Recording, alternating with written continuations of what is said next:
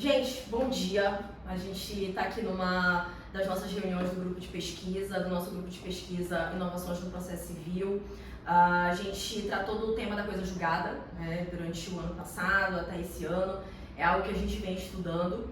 E a nossa reunião de hoje é uma reunião especial, que é para falar do livro da professora Rosalina, A Coisa Julgada nas Relações Jurídicas de Trato Continuado, que foi algo que a gente veio estudando, o tema da coisa julgada no nosso grupo de pesquisa e que culmina então com a tese de pós-doutorado da professora Rosalina na UERJ, sob a supervisão da professora Flávia Rio, uma professora que é pra gente, né, uma grande inspiração, e a gente está muito feliz de fazer essa reunião aqui para falar sobre o livro da professora Rosalina, para tratar da obra, do percurso que ela fez.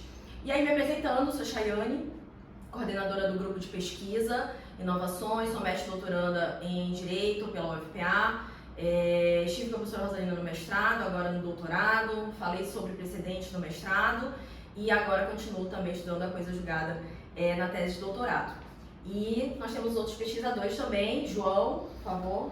Bem, bom dia, pessoal.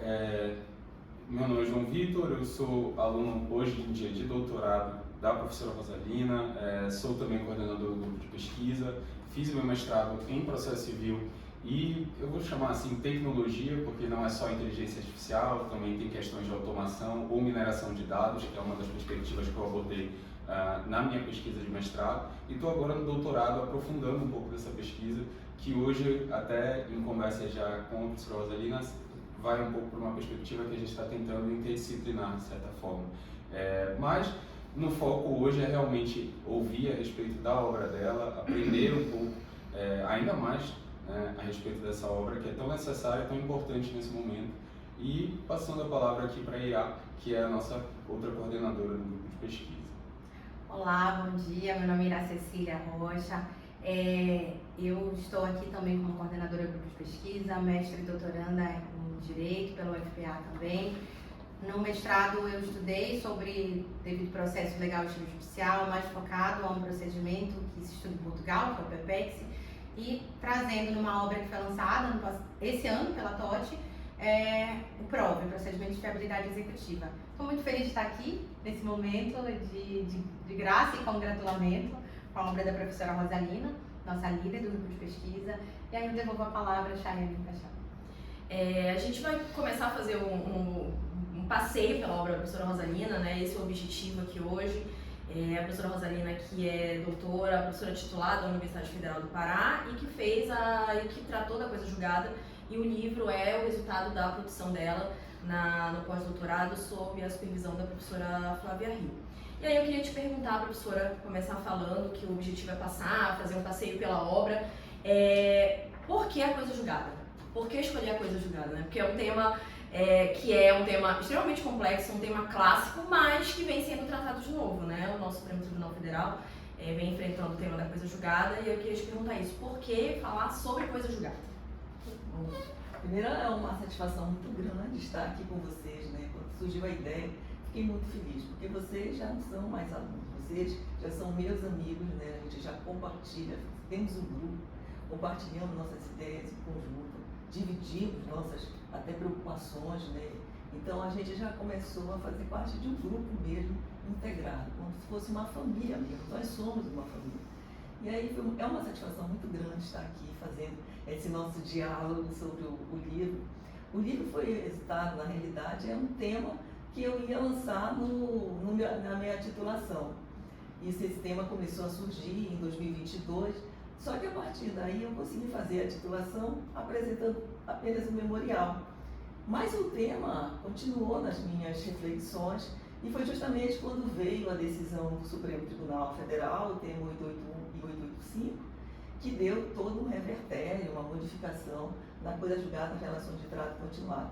Então nós demos início no nosso grupo de pesquisa, né, no processo de 2023, o ano inteirinho, nós estudamos a coisa julgada, né, de um modo geral e em especial nas relações de trato continuado. Eu propus esse tema a várias pessoas, inclusive a Chayane aqui está fazendo o tema, e a partir de então começaram essas reflexões. E aí a Flávia Rio, uma pessoa que eu rendo todas as homenagens, uma pessoa que tem uma generosidade absurda, enorme, uma pessoa muito humana. Ela esteve aqui em Belém e ela falou, mas Alina, por que tu não faz o pós-doc? Eu falei, não, eu tenho tantos outros planos. Não, faz com a UERJ. E começou a dar corda, como a gente chama, né? Aquele incentivo, aquele estímulo. E aí a Chay, a Irá e o Vitor também dando estímulo. E aí foi um processo que foi decidido, a pós-doc, foi decidido assim de uma forma muito rápida. Mas por que o tema, né? O tema da coisa julgada, se a gente tiver que retratar um instituto que realmente reflete o momento social e político de uma cultura, de um povo, é a coisa julgada. A coisa julgada reflete o momento histórico, o momento político, o momento social. Se a gente for contar a história da sociedade de modo geral, a gente consegue falar através da coisa julgada, porque ela vai se modificando ao longo dos tempos. Então, por exemplo, nós temos no direito romano a coisa julgada, que visava apenas dizer que a coisa havia sido julgada. Porque naquela época havia a litis contestácio, e a litis contestácio primeiro era julgado pelo ato, depois era julgado pelo então pretor.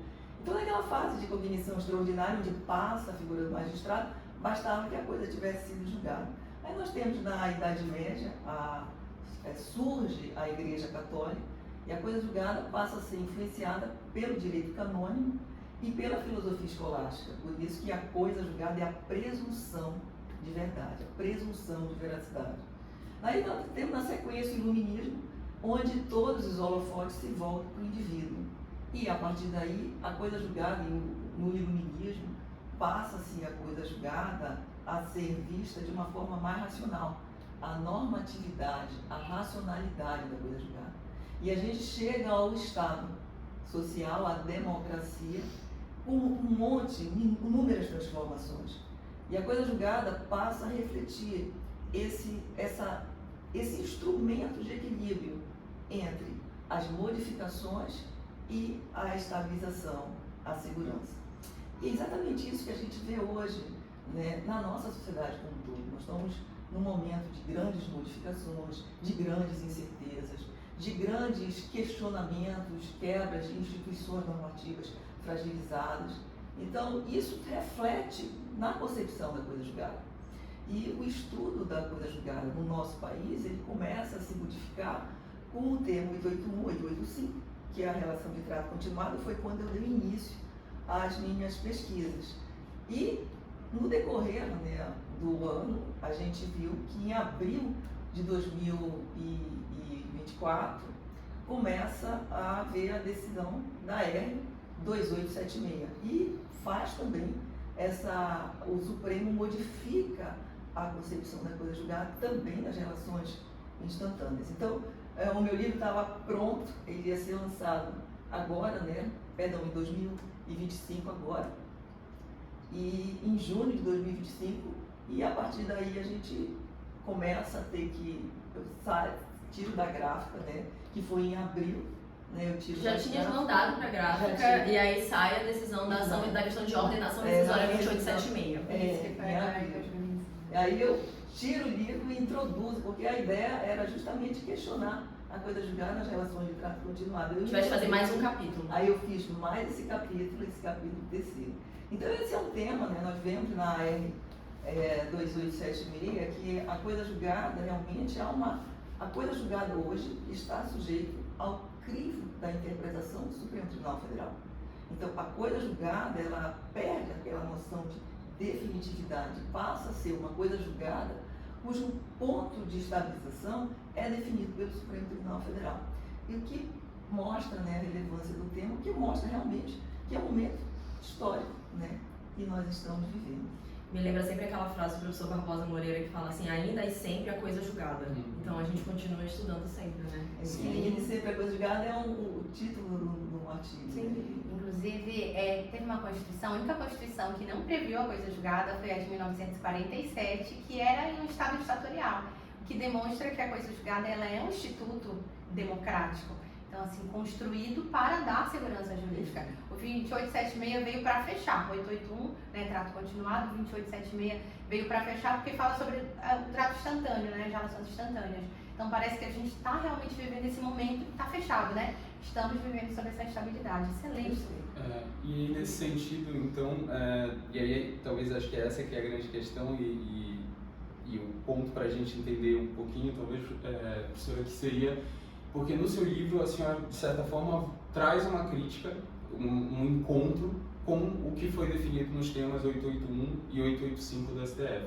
E de que forma, então, porque a senhora constrói e mostra para a gente que desde os primórdios, digamos assim, do próprio direito, a gente já discutia o instituto da coisa julgada e a forma como ele se transforma até essa definição pelos temas 881 e 885 do STF. E aí, de que forma, então, a senhora aborda esses temas e se coloca criticamente ou em contraponto a eles? Como é que isso acontece na sua obra? O livro realmente ele se inicia analisando as relações de trato continuado. E a decisão do Supremo diz o seguinte, que a decisão em controle de concentrado ou em controle difuso, sujeita à repercussão geral, ela incide sobre a eficácia das relações de trato continuado. O Supremo ressalta que essa eficácia não atinge a coisa julgada. Então, o que eu faço no livro é mostrar que a decisão do Supremo, quando ele diz que a decisão se equivale a uma lei, eu mostro que a decisão do Supremo não se equivale a uma lei, que ela está dentro da eficácia preclusiva da coisa julgada. Para isso, eu tenho que mostrar que as relações de trato continuado, nas relações de trato continuado, a coisa julgada é exatamente igual àquela das relações de trato, que vai alterar a natureza dessas relações. E a partir daí, eu mostro que quando o Supremo diz que atinge a eficácia, eu situo a eficácia na coisa julgada. A eficácia é um elemento intrínseco da coisa julgada. Então, eu construo os conceitos de coisa julgada e construo o conceito e revisito as relações de trato continuado. Mas o grande ponto do trabalho é que o Supremo diz que a eficácia, o efeito vinculante, atinge a coisa julgada. E eu coloco no estudo que efeito vinculante e coisa julgada estão em planos distintos da decisão. O efeito vinculante diz respeito à fundamentação, diz respeito aos limites objetivos. O efeito vinculante é quando o juiz vai decidir, ele tem que, naquele momento, se vincular à decisão do Supremo Tribunal Federal. O efeito vinculante é a submissão dos órgãos judiciários e da administração à decisão do Supremo Tribunal Federal. Então, quando eu falo da coisa julgada, a coisa julgada não está na fundamentação. A coisa julgada diz respeito ao objeto litigioso. Portanto, efeito vinculante e coisa julgada, eles não se atingem. Quando o Supremo diz que o efeito, a decisão do Supremo, vai atingir a coisa julgada, isso significa, e ele não diz diretamente no termo 8885, mas ele desenvolve isso até chegar na ação rescisória, onde claramente a coisa julgada fica a critério da decisão do Supremo Tribunal Federal, principalmente quando ele fala no caput da ação rescisória que o parágrafo 14 do artigo 525 é inconstitucional. O que diz o parágrafo 14? Que a decisão em controle de constitucionalidade do Supremo Tribunal Federal deve ser prolatada antes da coisa julgada. Então ele diz que esse artigo é inconstitucional. Portanto, a decisão do Supremo deve ser prolatada depois da coisa julgada. A ideia é que essa eficácia vinculante atinja a coisa julgada. Então é essa a questão que eu desconstruo, né? Mostrando que são planos distintos da decisão. Então, quando uma decisão ela é inconstitucional, o que impede que eu ingresse numa outra ação, o que impede que eu renove essa demanda, não é o efeito vinculante, é a coisa julgada. Então, basicamente, esse é o ponto central do trabalho. Entendi. Professora, eu percebo que parte da sua fundamentação vem da reconstrução da ideia de que as relações de trato continuado elas são atingidas pela cláusula rebus sic stantibus. Boa parte da doutrina também se filia a isso, o STF encampou esse entendimento até para conseguir construir os temas 881 e 885 e 2876. O que a senhora tem a nos explicar sobre isso, sobre essa concepção que a senhora traz no livro? De um modo geral, a doutrina entende que a cláusula rebus sic stantibus ela faz com que a coisa julgada nas relações de trato continuado seja diferenciada. Portanto, ela incide nas relações de trato continuado. Eu adapto à teoria do Talamini. O Talamini já havia dito isso, que na verdade não existe uma especificidade da coisa julgada, que a cláusula rex stantibus não atinge as relações de trato continuado. O que acontece é pela própria natureza dessas relações. E Lima já havia dito, toda sentença tem uma causa íncita de rex stantibus. Então o que eu mostro é que essas relações de trato continuado, pela própria relação, é uma relação que vai andando no tempo, ela vai se protaindo no tempo. É como se a cada mês houvesse uma outra ação e outra sentença com outros efeitos. Isso acontecesse para frente. Né? Quando eu estava vindo para cá, tinha um sujeito empurrando um carrinho, cheio de coisa. Ele estava Muitas frutas, imagina. Não, eu estava fazendo uma modificação da casa dele, eu acho. Porque eu fiquei pensando primeiro como é que isso não caía. E depois eu pensei, tá aí a relação de trato continuado. É como se a gente empurrasse aquela sentença, né? E existe, portanto, no sistema uma conformação jurídica. Esse é um termo que eu peguei do Marinoni, que eu acho muito adequado, muito perfeito, porque o que acontece? Na verdade, são relações conexas, que se aproximam. Então... E a partir daí, o que acontece? A lei acaba aceitando que essas relações, eu não preciso entrar novamente nessa ação.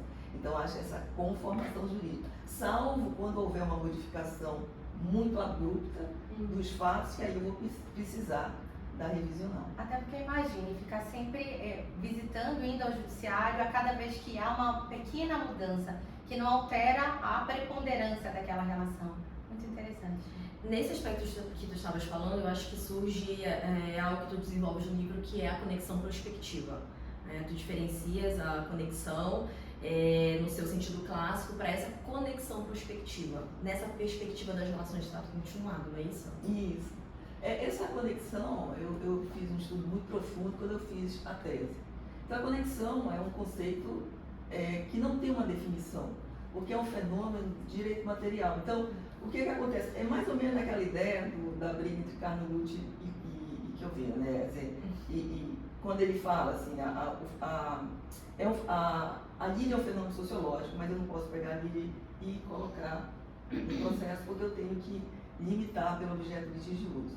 Então, o que eu tenho, portanto, dentro da conexão é que é um fenômeno de direito material. Eu não consigo pegar todo o fenômeno de direito material e colocar no processo. Então, eu tenho que limitar isso pelo objeto litigioso.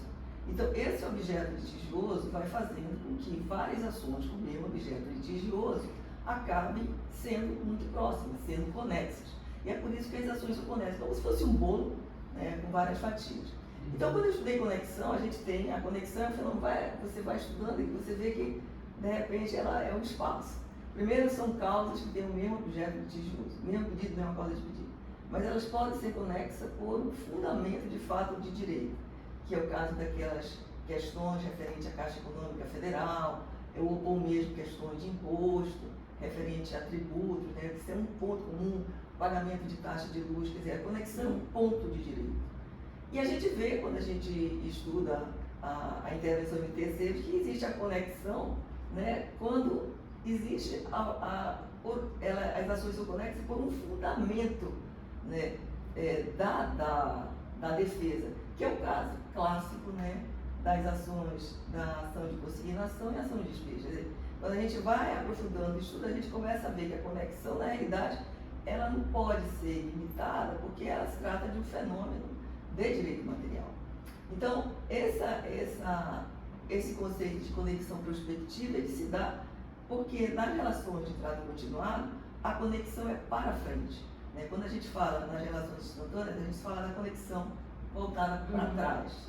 E quando a gente fala nas relações de trato continuado, é como se essa conexão fosse sempre andando para frente. Como eu disse a curva, a gente empurrasse, né? É o rapaz empurrando, né? Por isso que não existe a diferença da coisa julgada. Porque, na realidade, a coisa julgada é um efeito de todo esse processo pela natureza da relação jurídica. É o sujeito que está empurrando o carrinho, né, e que todos os efeitos estão sendo empurrados por ele, mas não é a coisa julgada que está puxando. É ele que está empurrando o carrinho porque é a natureza da relação jurídica que faz que corra e siga esse fluxo. Perfeito. E aí, diferentemente da questão da conexão ou da questão do efeito vinculante, a eficácia para o seu livro faz parte da coisa julgada. E a gente então tem que fazer essas distinções até para que a gente consiga compreender corretamente o conceito e assim consiga tanto compreender quanto, eventualmente, o que é feito no livro, criticar ou, de certa forma, avaliar as questões que estão em risco, assim, subjacentes ao tema 881 e 885 da STF. Sim, perfeito. O que está te colocando é exatamente o cerne da tese, né? Porque na medida que a coisa julgada das relações de trato continuado é igual às relações instantâneas, eu tenho que passar todo aquele manancial teórico para o conceito da coisa julgada. E dos efeitos da coisa julgada, quando a gente estuda a coisa julgada, a gente estuda essa eficácia preclusiva, que é o princípio do deduzido e do dedutivo. É tudo que eu podia ter deduzido naquele momento e tudo que eu deduzi vai ser objeto, vai ficar marcado pela definitividade e mutabilidade da coisa julgada. E esse raciocínio, ele se passa às relações de trato continuado. Então, quando a gente vê, nós temos no nosso sistema duas formas de controle difuso e controle concentrado. Não é como o sistema alemão que só tem, né, o controle funcional, nós temos o controle difuso. Então, quando o juiz vai analisar aquele caso concreto, ele obrigatoriamente passa pelo controle de constitucionalidade. E esse controle de constitucionalidade, ele é feito sempre, mesmo que o juiz, quando o juiz não fala, não relata, não provoca o incidente, é porque ele considerou aquela norma constitucional. Então, essa eficácia preclusiva da coisa julgada que existe das relações instantâneas também ocorre nas relações de trato continuado. E a decisão de constitucionalidade, portanto, é atingida pela eficácia preclusiva da coisa julgada. Por isso que eu faço a distinção entre lei e a atividade jurisdicional, porque a decisão do Supremo não é uma lei. A decisão do Supremo não é uma norma que incide sobre a decisão do julgador, na tese que eu abordo. A decisão do Supremo, ela é atingida pela própria eficácia da coisa julgada, porque já foi feito esse controle de condicionalidade. A proposta do Supremo é que, a partir das decisões, eu possa fazer uma borracha, né, e apagar tudo que ficou para trás. Parece que toda decisão agora, em controle difuso, é uma decisão não definitiva, uma decisão suspensiva, uma decisão sujeita ao controle do Supremo Tribunal Federal. Porque quando o juiz decidir sentenciar e houver a coisa julgada, ainda assim aquela decisão vai poder ser mudada. Então isso marca realmente esse momento de instabilidade nessa definição da coisa julgada. Tudo fica ao crivo do Supremo Tribunal Federal. Era exatamente isso que eu ia comentar, porque me parece que esse controle de constitucionalidade da STF nas relações de trato continuado, que é o foco do seu livro, né, 881 e 885, parece que ele ficou instável, e é exatamente isso que a senhora falou, né? Parece que fica sempre sob um efeito suspensivo, sempre vai estar realmente inacabado. Entendi. E, professor, se eu puder, só para tentar, né, até um pouco da nossa proposta de tentar tornar esse tema tão complexo e tão avançado, né, uma perspectiva um pouco mais, eu diria, simples, sem perder a profundidade. Para criar um exemplo aqui, se a senhora puder pensar a partir desse exemplo e me corrigir se eu estiver errado onde estiver, por favor, mas imaginando que como se fosse uma relação de trato continuado, uma pessoa que todos os dias tem que passar, eu pensei no seu exemplo do carrinho, né, mas não da pessoa que empurra o carro, mas uma pessoa que dirige seu carro, e todos os dias, por uma questão específica, ela tem que passar todos os dias pelo mesmo caminho, e nesse caminho tem um radar, né, que a gente chama aqui, né, regionalmente de arara, aproveitando o nosso espaço aqui também de COP30, em que a gente está se relacionando com outras perspectivas. Mas, e aí vamos dizer que existe, essa pessoa tem lá, nesse momento, tem essa arara, e essa arara diz que lá é 50 km por hora.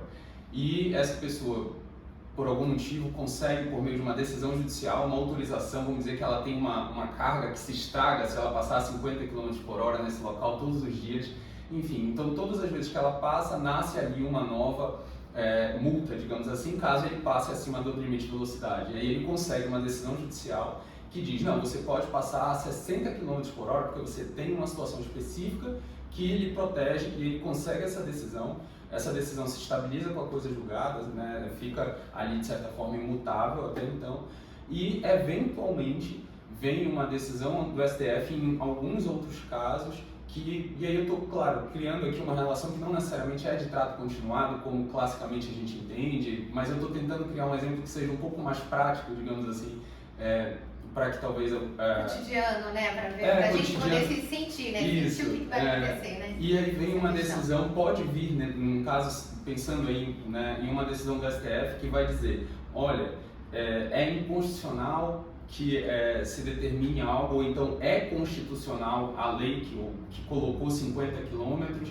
e aí por conta disso, digamos, o Detran poderia então cobrar, de certa forma, retroativamente todas as vezes que aquela pessoa passou ali entre 50 e 60 km por hora, confiando na coisa julgada que lhe protegia, de certa forma. Estaria mais ou menos correto pensar dessa forma? Não, é exatamente isso. E mais, não, sem ação rescisória. Sem essa Esse é o tema, 88885, né? Mutatis mutandis, é exatamente isso. Já havia uma decisão, inclusive, do Superior Tribunal de Justiça, Perfeito. né?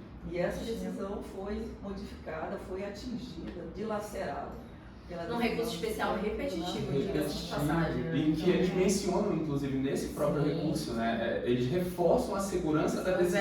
Após uma declaração do Supremo Tribunal Federal contrária à coisa julgada, Vai valer. basicamente, fiquem tranquilos, Que vai valer daqui pra vai frente. valer de uma forma perspectiva, acho que essa Porque a gente tem que entender, assim, é realmente um momento social, né? Porque há uma ponderação de princípios, né? A Sim. segurança jurídica, ela não é um princípio hoje que está sobre um questionamento. É um princípio hoje que está sobre o questionamento e houve dentro de toda essa conjuntura, né, que a gente vive hoje na nossa sociedade. Sim, É um reflexo, né, acho que da nossa sociedade. Perfeito. E a senhora que é tão ligada à arte, professora, gosta tanto de literatura, a senhora consegue fazer uma correlação, então, da sua obra, de tudo que traz dessa ideia inacabada com algo que possa transformar também esse tema que é tão complexo, tão profundo, em algo mais, talvez, palpável, né, para a gente entender a densidade do que a gente está tratando? Eu estou até fazendo um artigo que é fazendo essa metáfora, né, entre a coisa julgada. E me ocorreu realmente falar do Rodin.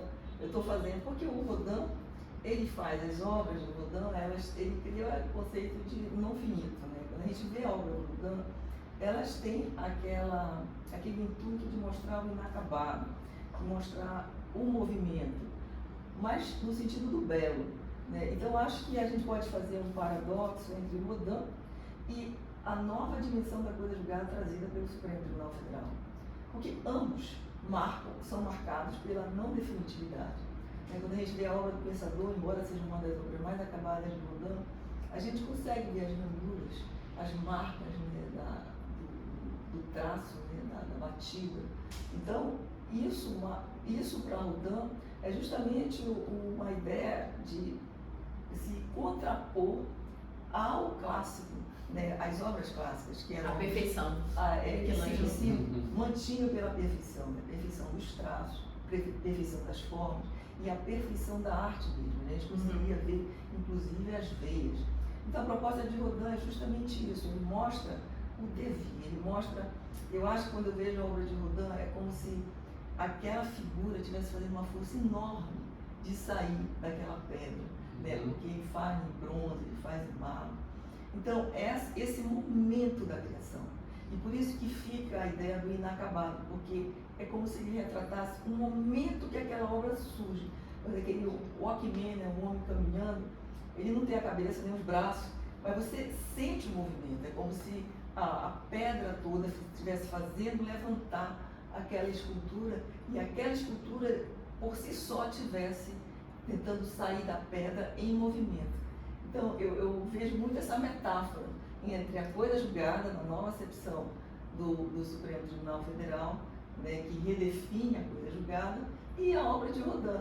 Um paradoxo, mas cada um com sentido diverso. Eles têm a mesma proposta, né, a mesma finalidade, mas no sentido diverso, porque enquanto Rodin, esse inacabado, ele proclama o belo, o movimento, a decisão do Supremo, né, traz uma insegurança, traz uma incerteza. Eu acho que poderia fazer. Entendi. Tem até a perspectiva do não finito que ele traz sobre a mão de Deus, né? Que a mão está perfeita, mas a parte de baixo ainda está em modelação, né? Ainda está em modelagem, assim como parece que Deus está fazendo.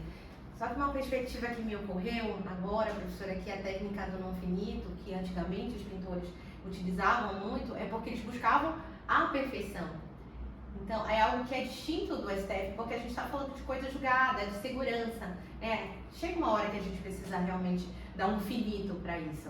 É interessante essa perspectiva do não finito. E nisso que a gente está fazendo dessa metáfora, né, mais uma das metáforas que a professora coloca, porque são várias as outras que ela já escreveu, eu estava pensando aqui, porque já deu para perceber a construção que tu fazes no livro, a crítica que fica bem marcante, a ideia dessa desconstrução, ou desse novo momento da coisa julgada. E aí eu queria te perguntar isso, assim, quais são as tuas reflexões críticas ao final dessa obra, nesse caminho que tu bem mostraste pra gente, que a gente discutiu aqui, como o João colocou, né, de um tema tão complexo, que a gente consiga abordar isso de uma forma mais simples, sem perder a profundidade, com os questionamentos que a professora traz, a conexão prospectiva, a ideia de que o efeito vinculante ali não atinge necessariamente a coisa julgada, enfim, nessa perspectiva toda, nesse passeio que a gente faz, qual é a tua conclusão, assim? Quais são as tuas conclusões, na verdade, né? No livro, a respeito, então, da coisa julgada, desse novo momento social, jurídico, nas relações de trato continuado, mas que também acabam, né, como tu colocaste, que acabam chegando nas relações instantâneas, que foi um capítulo a mais da obra, né? Eu faço isso no último capítulo mesmo, quando nesse último momento, eu trago as relações de trato continuado até chegar à ação rescisória. Então, eu faço uma construção, uma evolução de como vem alterando, não houve só apenas o tema 881, a gente está falando do tema 100, que houve também na questão do juizado essa alteração, e eu faço essa construção até chegar efetivamente ao que o Supremo define na ação rescisória. E o que a gente vê realmente é essa desconstrução da coisa julgada. É como se o Supremo procurasse redimensionar a coisa julgada, reconstruir a coisa julgada. Ele procurasse um ponto de estabilidade. A estabilidade, a coisa julgada, ela sempre foi marcada pela definitividade e imutabilidade das decisões. O Supremo Tribunal Federal agora tenta marcar um novo ponto de estabilidade, que é a própria decisão do Supremo Tribunal Federal. Quando ele mesmo vai definir quando que essa decisão, que para ele essa eficácia vinculante, vai atingir a coisa julgada. Quando ele faz essa decisória, ele coloca o ponto número 1, o tópico 1, que é praticamente dizendo a atividade do Supremo é discriminatória. Ele lança o marco temporal, ele pode inclusive dizer se caiu ou não rescisório. No tópico 2, ele constrói as situações em que ele não disser. Portanto, fica muito claro. O tópico 3 é da inexigibilidade, que praticamente já estava previsto. Então, basicamente, o que está aí é a construção. Dá para falar que é uma coisa julgada condicional? Sim, eu acho que a partir de agora a gente vai ter uma coisa julgada sujeito realmente à interpretação do Supremo Tribunal Federal. Como eu disse há pouco, é como se o juiz, agora, quando fosse decidir e não tivesse ainda o posicionamento do Supremo Tribunal Federal, ele vai ficar em estado de alerta. É como se houvesse aquela decisão em efeito suspensivo, porque a qualquer momento o Supremo Tribunal pode entender. Não só para o magistrado, mas para o jurisdicionado, né? Eu Sim, acho que o não, jurisdicionado é aquele que vai ser o bem, que vai ser o atingido, então, por uma modificação posterior do Supremo Tribunal Federal, que não tem data para acontecer, né? Porque a gente não... eu acho que essa é a grande questão, não tem data, porque a gente não consegue dizer assim, não, essa modificação ela só vai ser aceita se ela acontecer em 5, 10 anos. Né? O CPC fala no parágrafo 15 que exatamente a partir dessa decisão, a gente não sabe quando essa decisão vai acontecer. Né? E se vai acontecer, né? Se Porque vai... pode ser que não chegue até lá, né? Dependendo do tipo de relação ou das partes. E dos filtros que a gente estão sendo colocados, né? Esse é um debate também interessante. E aí, no fim, uma coisa que foi dita posterior à decisão acaba se tornando realidade da forma como foi interpretada, que é o jurisdicionado vai ter que fazer uma aposta, né? Se cumpre, digamos assim, a coisa julgada, ou então... É a frase do Barroso no julgamento no no final do julgamento. Exato, que acaba se tornando realidade Ele não recolheu o primatório. futuramente. Ele fala sobre quem estava lá atrás, que na verdade talvez a gente possa criticar dizendo que não foi uma aposta, porque esse jurisdicionado estava protegido pela coisa julgada, que, como a senhora colocou, E a má-fé não pode ser presumida, né? era pensada de outra forma, e ele fala posteriormente sobre isso ao julgado, e que agora vale para quem já estava atrás, mas vale também para quem estiver daqui para frente, né? Na análise que a senhora constrói do seu livro. Então, de fato, agora acaba virando uma certa aposta. A senhora poderia dizer dessa forma também, por conta dessa... Eu acho que está correto, é exatamente isso, né? Eu queria, gente, desculpa, só para fazer mais uma pergunta para a senhora, professora, porque é algo que eu pessoalmente gosto muito, tanto de uma perspectiva daquilo que eu penso e da forma como eu estudo o processo, e que, né, eu vejo nos seus artigos, nos seus trabalhos também, que é esse uso de metáforas, esse uso de analogias. Então, tem um trabalho seu que eu gosto muito, que está no Conjur, que usa, por exemplo, o exemplo das brumas de Avalon. Tem um outro que a senhora faz uma comparação que eu acho super interessante também com relação à coisa julgada dos Vingadores. Tivemos a oportunidade de escrever um artigo em que a gente usa aquela música do Metallica também para falar das bets, das apostas online. E eu queria lhe ouvir um pouquinho sobre esse uso, não só do Rodin, mas também dessas outras, eu digo, assim, de certa forma, instrumentos, sabe, que a gente pode trazer para o processo, ou trazer para a academia, de certa forma, para a perspectiva que a gente tenta colocar científica, né, de construção científica sobre o jurídico, de tornar ele um pouco mais também mundano, digamos assim, palatável, não só para a gente, né, mas para uma perspectiva um pouco mais ampla, talvez, tanto dos acadêmicos quanto do nosso público em geral, digamos, jurisdicional. Eu acho que a ideia é essa mesmo. E só para frisar que o Metallica já foste tu, né? Fomos nós três juntos. Ou seja, eu estou gerando, fazendo Isso. fazendo escola. Exato. A ideia eu acho que é essa. A gente fica num mundo tão restrito, né? No mundo jurídico, e fica centrado na lei, nos trabalhos teóricos. E às vezes a gente fazer essas conexões com as coisas mundanas, né? Com as coisas que ocorrem no mundo, acaba tornando isso até um certo ponto leve. Isso. E de uma certa forma facilita o aprendizado, né? Facilita a percepção, facilita o interesse, em que você consegue, com as conexões, gravar de uma forma muito fácil. A senhora fala inclusive do remédio, né? Da eficácia do remédio, do efeito. Né? A senhora faz essa analogia com o remédio, a coisa de Esse exemplo do remédio foi inclusive trazido pelo Ovidio Batista, né?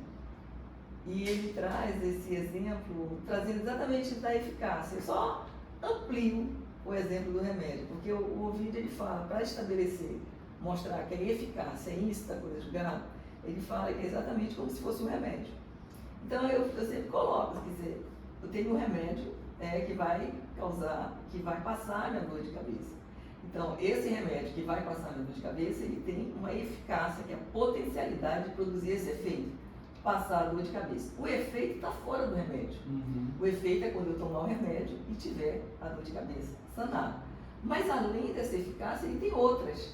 Ele pode me causar sono, ele pode fazer o enjoo. Pode resolver outras coisas, não só pode acontecer em mim, pode acontecer e não acontecer em outras pessoas. Quer dizer, não é uma regra. Por isso que eu falo de uma eficácia da sentença, que a sentença tem várias eficácias. E a eficácia da coisa julgada, porque a eficácia da coisa julgada ela incide só sobre a eficácia preponderante da sentença.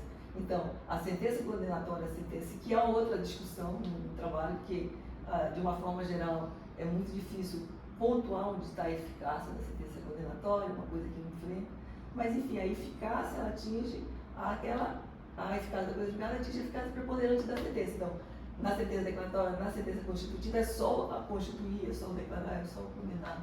Então, o resto não vai ser atingido pela coisa julgada. É bem interessante essas metáforas, essas conexões que a gente faz, porque isso acaba fazendo com que a percepção, o entendimento e a própria construção, né, a gente consiga gravar de uma forma muito mais fácil. Metáforas literárias e artísticas. Eu acho que a gente conseguiu fazer um passeio interessante pelo livro, aquilo que a gente estava falando desde o início, que é um tema profundo, um tema complexo, que a gente tenta, eu acho que esse é o papel do professor também, deixá-lo de uma forma mais didática possível, né? Então, A ideia é facilitar no sentido de explicar, no sentido de mostrar um tema, uma compreensão, como é o caso das relações jurídicas de trato continuado, os temas 881 e 885 do Supremo Tribunal Federal, como a professora coloca no livro, a construção que ela faz até chegar às suas conclusões. Eu acho que a gente conseguiu colocar isso de uma forma bem didática, dinâmica, com metáforas, com arte. Com a multa, né? Com o exemplo da multa. Com o exemplo da multa. E eu acho que é isso, né? Não sei se vocês têm alguma colocação para fazer ao final, mas eu vejo que Não, a Foi um gente grande conseguiu sair passeio, bem o né? tema. Passeamos pela de cultura. Passeamos,